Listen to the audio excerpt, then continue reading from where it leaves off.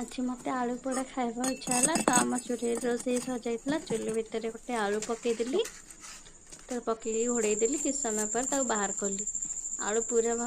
पोड़ी सीझी जाइला बाहर को बाहर करदेली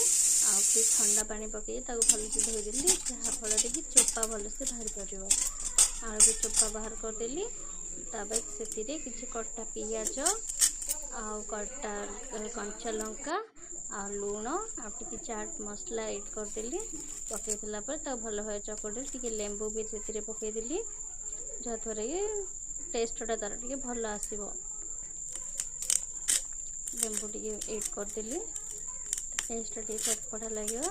मत बहुत भल लगे आलू पोड़ा बैगण पोड़ा आपण मैंने केमी लगे पोड़ा पोड़ी जिन चकड़ी दड़ी खावा मत बहुत भल लगे पखाला भात सहित हो ना भात डाली सहित हो मु आलू पोड़ा खाईदिए।